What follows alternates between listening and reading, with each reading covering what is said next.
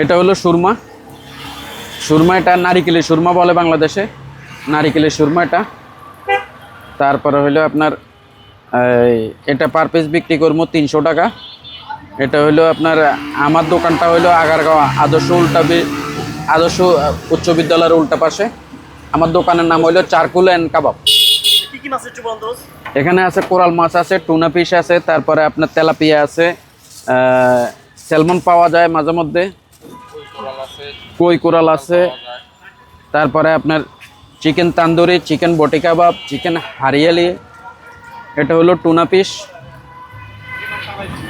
এটা আপনার 700 টাকা বিক্রি করব।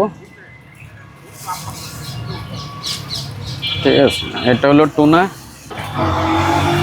আমাদের আল্লাহর রহমতে কোনো মাছই ফ্রিজে যাওয়ার কোনো প্রশ্নই আসে না।